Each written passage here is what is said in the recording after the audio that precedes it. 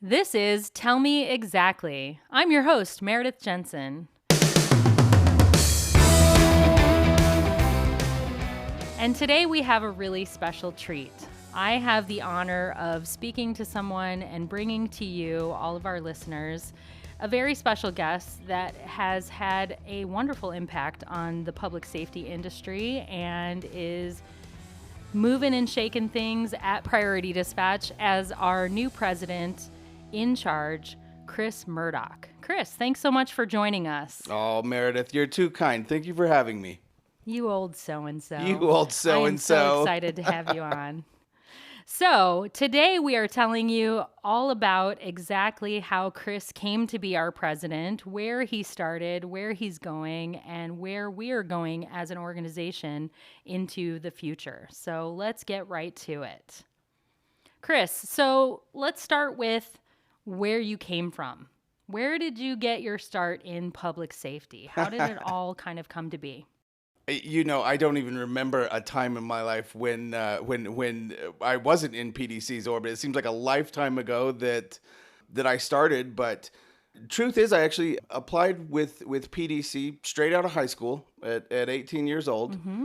I started in the shipping department eons ago and got hired on there. I loved it and kind of stuck with it and moved up to a few different positions along the way. I did what has become now member services with the academy. Mm-hmm. But I mean, you've got to keep in mind that the company was a fraction of the size then that we are now. And so right. I don't even think we called it member services. It was just, grading tests and printing out certifications and mailing them to people. I had the old, the old punch cards that you'd sit there and manually grade tests, and I did that for I think about 5 years. About 4 years and some change, and mm-hmm. then it was time to head off to college and go pursue academia and all the good things that life brings, and some probably not so good, but had a good time. Had a number of different adventures for a handful of years in between, and then ended up, I just had such a passion for public safety that I had always kind of kept PDC on my radar, and ended up coming back after a handful of years.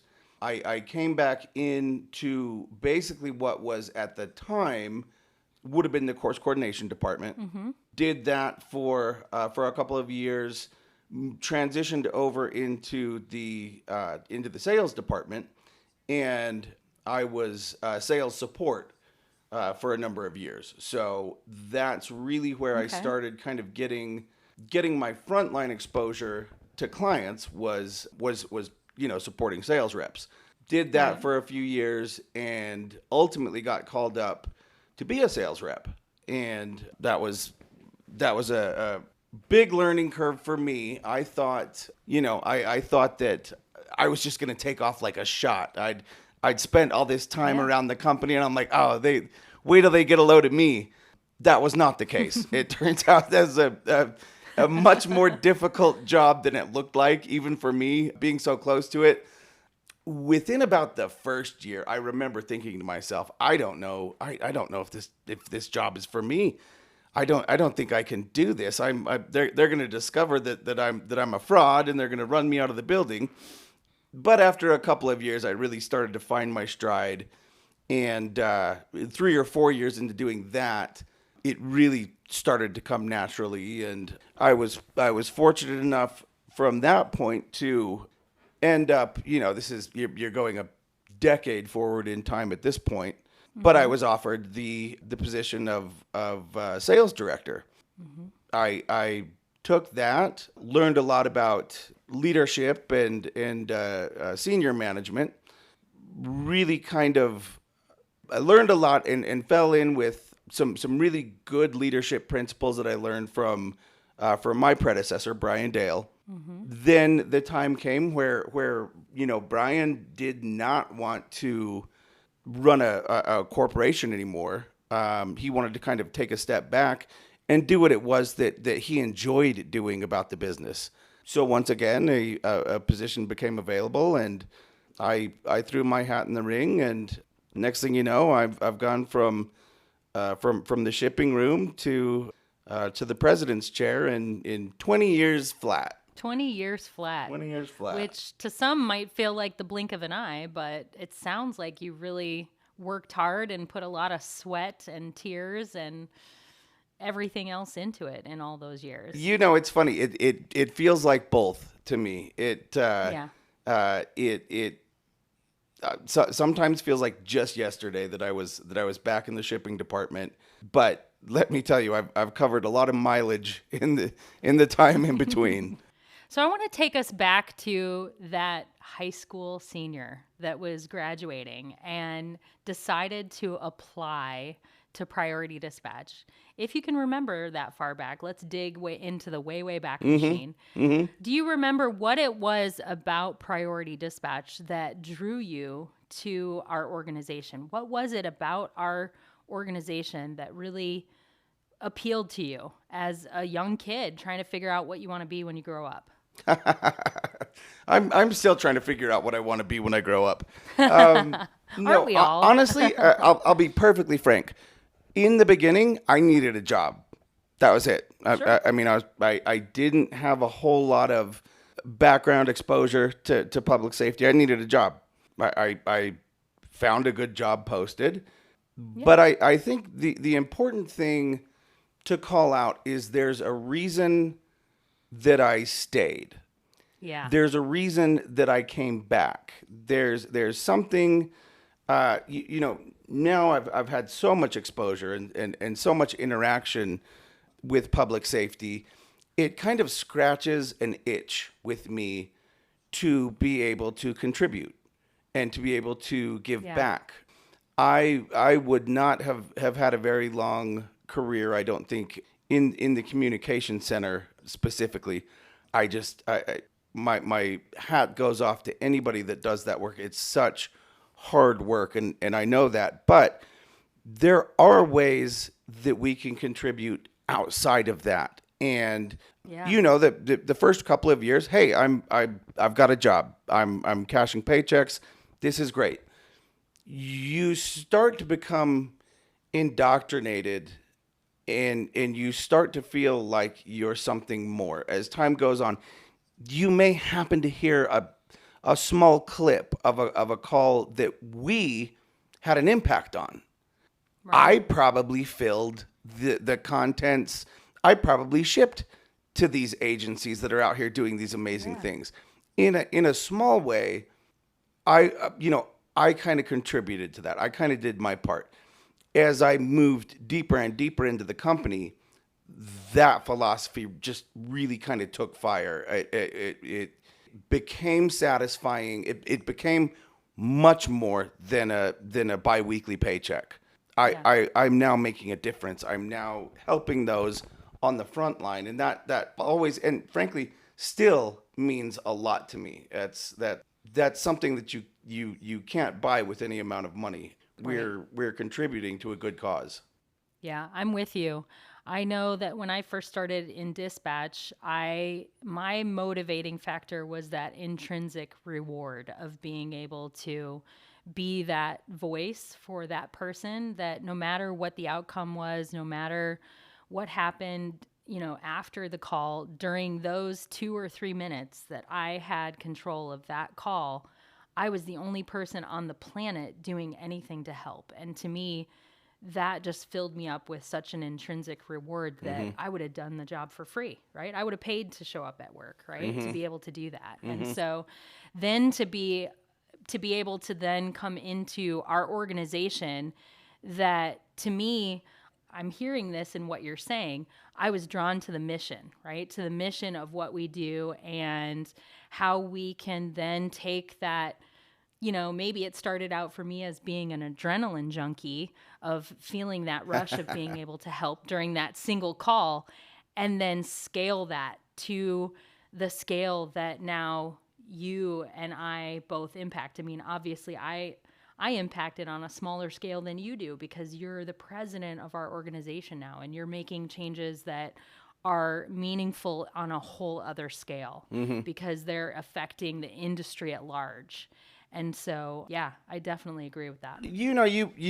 I'm glad that you brought that up though, and it's true. Obviously, I'm overseeing the organization, but one of the things that I'm most proud of that we've got here at PDC is we are almost entirely compiled of people that have come from the field, and Yeah. it's like we all understand the mission. We all have that passion. We've all got the desire to serve and the desire to help people in need.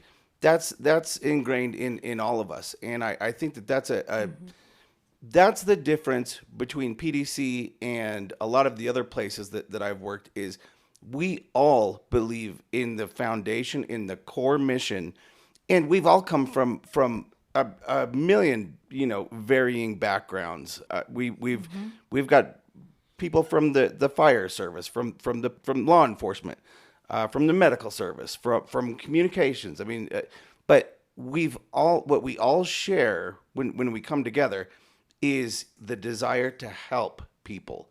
And I just love that people didn't leave that behind when they left the field. Right. We've all brought that element with us here to PDC, and I think it's a big part of our core value and what moves us forward. Love it. So, speaking of the impact that we have on the public safety industry, what would you say if you had to pin it down? Because tell me again how long you've been in the role of president. I just wrapped up my first year. Actually, it was a year in January. Beautiful. So, with a nice full calendar year behind you, what would you say, if I had to pin you down, would be the most impactful changes that you've seen in that year as president? Let's start within priority dispatch. I think that we've always had a really good leadership structure, but I think I subscribe to kind of the traction mentality, which is surround yourself with the best people and then trust them to do their respective jobs. I think that we've put together a really, really, really solid group of high-level managers that know what they're doing, that keep each other in check and balance. And I think that strategically, we've really put together a good plan to move us forward. I love it. Okay, so then that's within priority dispatch, and I would agree. I feel that change, right? From the way that my leadership structure has been enhanced in the year that you've been steering the ship, right? What about in the public safety industry? We've seen a lot of changes in that calendar year, right? We've seen Sure. some big things, we've seen some little things. What would you say would maybe be the three most impactful things that have really impacted how decisions that you've made and things that you've done in the past year? Well, I don't know that it's necessarily things that I have done. Okay. Obviously, I think one of the big unknowns out there, one of the biggest things on the scene is AI in our space. We certainly have a keen interest in AI and AI development, in AI assisting in certain formats of call handling. You've got AI in the QA space. I mean, I think it's pretty apparent that AI has arrived to our industry. Yeah. In my experience, emergency communications have not always been the first to act, to embrace new technologies or anything like that. But I think it's pretty apparent AI is here. It's here to stay. You can stick your head in the sand and hope that it blows over. I don't think that that's the case. In fact, I think there's a lot of really amazing things that the whole industry can do with AI enhancement.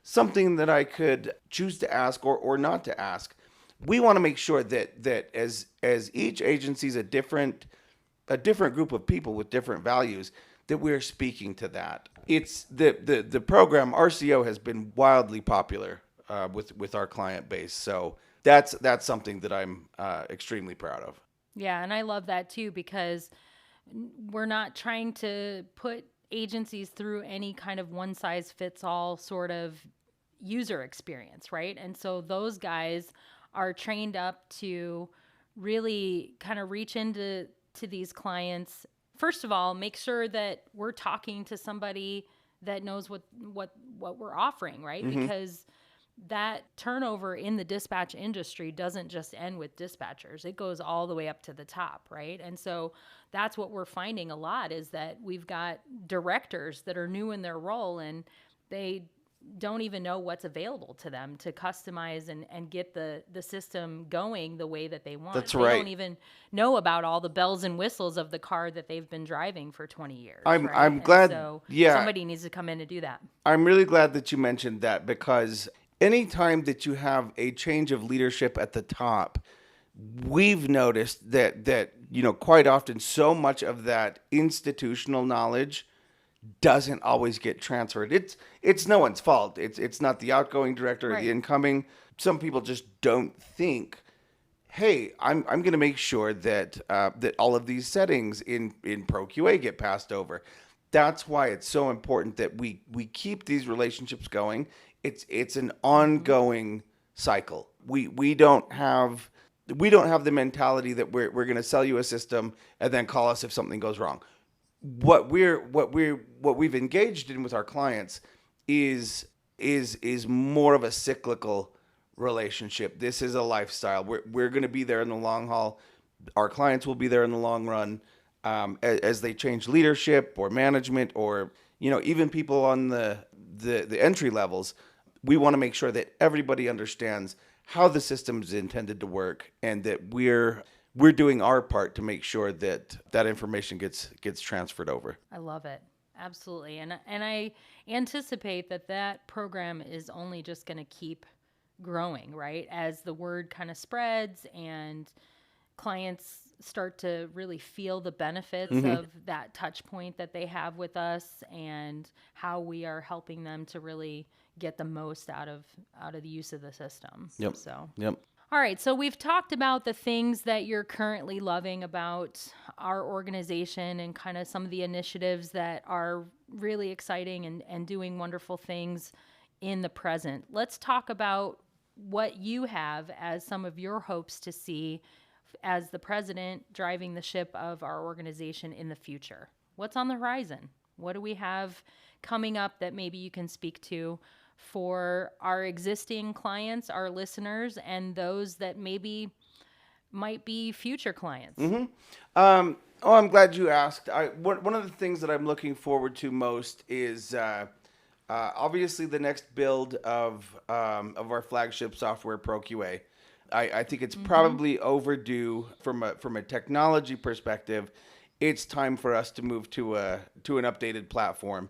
Some of the data and analytics, and once we move to the new platform, we will have the capability to drill down a lot more on analytics, reporting capability, just sheer power in terms of our logic engine, the ability to be web enabled, browser based. These are all things that I think will bring a lot of positive feedback once the clients get their hands on it. I'm looking forward to all of that. I think that some of the enhancements that we're looking at with AI development, frankly, will be really exciting. Some of the things that we can do with QA in the future will be unlike anything that anybody else is doing out there, and I'm really excited about it. Awesome. Yeah, always love to see kind of the way that ProQA has evolved and just really kind of enhanced over the years with all of the different versions. I love following that, right? Like, because I'm a nerd. I'm a total nerd. I'm willing to admit it. I get really juiced when I can share with an agency new features that really make the job of the dispatcher easier, or, just really enhance what they're already doing, and really just make it, they're getting the most out of that tool that's in front of them. I get really juiced when I can share that with clients. So I'm excited that that's on the horizon for us as well. Anything else that you can give us any teasers about? I mean, obviously we're coming into conference season, right? We're coming up on the conference season where we're going to be kicking it off at our US Navigator conference that we host every year. What are the things that you're going to be excited to talk to clients that are coming to the booth about? One of the things we've got a new build of our Skill Lab scenario platform that I'm really excited about. Skill Lab has proven to be a really solid platform. We started off and we didn't have quite as many scenarios as we would have liked to have had out of the gates, but we've built on that. We've actually got a brand new build of it coming out that's really robust, and I'm really excited about that. We're excited about a lot of the expansion that we've got in the global marketplace. Obviously we're based in Salt Lake City in domestic US, but we've got a presence in 61 countries around the world, and it's really nice to see kind of on the back end. You see these communities from all over the world come together, feed in data and information, buy in, and help us develop a better product in the long run. That's all stuff I'm super jazzed about. I'm really excited about the international expansion, and we've got a lot of really cool projects going on out there. Right. And I mean, we're always expanding in the US domestically as well, right? Like, we're Oh always yeah. bringing in new agencies that, challenge us to bring more things to the table to help them get what they need out of our products as well. So And I love that too. another thing that I think is just a lot of fun. It's exciting from a business perspective, but it's fun for me personally. Is we've got a lot of different allies out there and a lot of different vendors and distributors of all different types of industry. It's not just city county emergency. We've got a presence with some cool projects with gas and mining, with some various military establishments out there. There's a lot of really cool, sometimes non-traditional areas where we're doing the same thing, but we're doing it for a different group, and I think that's exciting. Sure. I mean, we're also continuing to expand on the resources that we have for mental health crisis calls, right? Like, we're just scratching the surface and getting our foot steady in that hold as well, right? Oh, So, absolutely. What we've been able to put forward with the mental health protocol is one of the most robust and just astounding protocols that we've got available, and I'm really excited to see that continue to take off. all right, Chris, thanks so much for sharing your insight. I love to kind of get a look at what it's been like for you as that transition from, where you started to where you are today. One last question that I'm just dying to know, and I'm sure our listeners are also just very curious about. If you could jump into your time machine and go back to that guy that was just starting out in the shipping department and give him any words of advice, knowing what you know now with the POV that you have now, what would you say to that kid that was just looking for a job and has now made it all the way to the very pinnacle of the organization? Think about that one Oh for a minute boy, if you yeah, want, right? that's a really good one actually. I might have quite a few select words for that young man, but no, honestly, I wouldn't change a thing. I wouldn't change not a single thing. I think that the exposure and time that I've had in so many different avenues throughout the company has absolutely led to my long-term success. I had extremely humble beginnings, and I think that helps a lot in the long run. I learned that there is no substitute for hard work. There are no shortcuts. I would probably advise to not attempt some of the shortcuts maybe I might have tried along the way that proved unsuccessful, but I really wouldn't change much at all.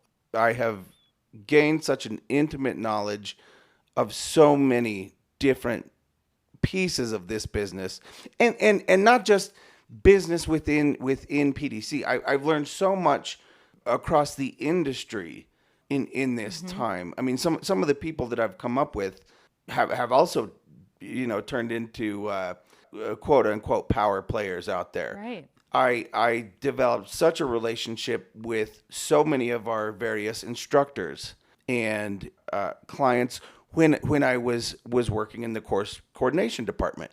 I was booking those instructors. I was building relationships with training coordinators at agencies during that time. When I was a sales rep, I met so many other vendors of all kinds of radio vendors, CAD vendors, audio vendors, you name it, taser vendors. I've met so many people along the way, and it's those relationships that I think have better positioned me to be successful in the position that I'm in now. So honestly, I mean, it sounds cheesy, but I wouldn't change a thing. I don't think it sounds cheesy at all. I think it sounds 100% sincere. And I see that, right? I see that from my position in the organization where, I feel that humility making you one of the best leaders that we've had steering the ship already. Even just in a calendar year, you're already killing it, and I'm loving it. And I'm here for it. I'm here for all of it. Well, I appreciate that, Where you Mary. go, You're I the will best. follow. You're the best. All right. Well, thanks again so much for spending some time with us to share some of these little snacks for our listeners about what's ahead and where we've come from.